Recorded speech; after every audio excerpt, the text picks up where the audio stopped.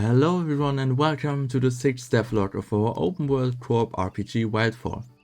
It's been a while. Implementing co-op definitely slowed us down by a lot, yet we still think it's definitely worth it to implement. By the way, if you want some irregular updates besides these devlogs, don't forget to join our Discord server, first linked in the video description. As of now, equipping armor and weapons work across the server and synchronizes between all clients as well as storing items in the inventory. We finally got rid of the ugly health numbers and now use the life and mana globes. Getting hit makes the fill amount, well, decrease, and using up mana with spells also, if we had any spells. Planned is for every weapon class to give out one ability. The ability will be paired to the weapon, so some weapons may be stronger, but have a less mobile ability as a trade-off, and so on. The combat was working kinda, but it still felt off. We are actively working on a more complicated, better working AI, implementing root motion for example, so the animation controls the speed the AI moves with and not a script.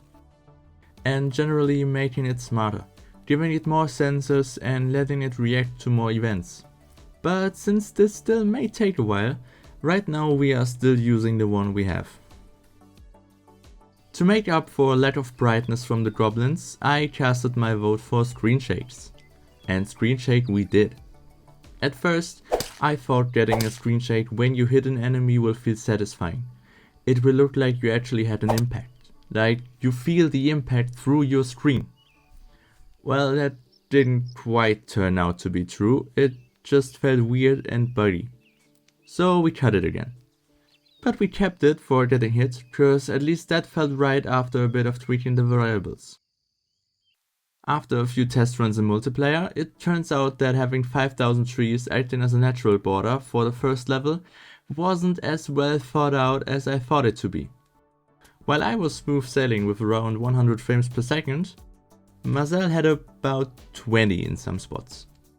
Unacceptable, so I yeeted all the trees out and replaced them with bigger ones, and placed them better. I then gave up my dream of natural borders and just added the big invisible bad walls. I know, but I tried to make it not that obvious. Entering level 2, and the frames are gone. The problem are the lights, most certainly.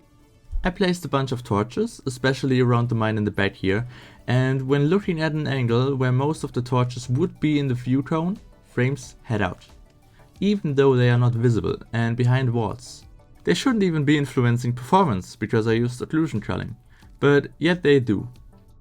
I figured it's because of all the lights being real time. The thing is though, I don't want them to be baked. If they are baked, then there are no moving shadows. But if your enemies don't cast shadows while moving, then it looks like crap. So apparently mix is what I'm looking for, but I'm not sure if this works like I want it to. If this fixes performance, and if it's correct that it needs hundreds of hours to bake. So if you have any experience with that, I'd be very happy to get your take on this problem. To distract myself from the fact that my PC would need to run at 100% usage for days, I decided to do some more modeling and oh my god, what have I done? I wanted another enemy for the caves, because so far we only have goblins and spooters.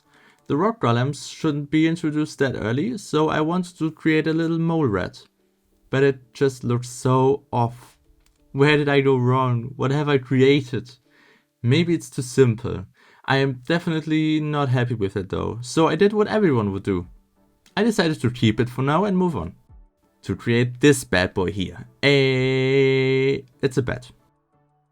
It's not rigged yet, so no animations to show for now, but since it's one flying boy, it most definitely will bring some trouble with it. On a last note, we are getting ready to set up a Steam store page to let you guys play the earliest alpha of alphas, to get feedback and of course to be able to collect those tasty wishlists. Still ways to go, bureaucracy slowing us down here, but it's coming. Maybe in 2 weeks, maybe a bit more, but soon. So you better be prepared. Anyways, thank you guys for tuning in, don't forget to leave a like and tell me in the comments what you think and maybe want to see in the future. And see you guys in the next video.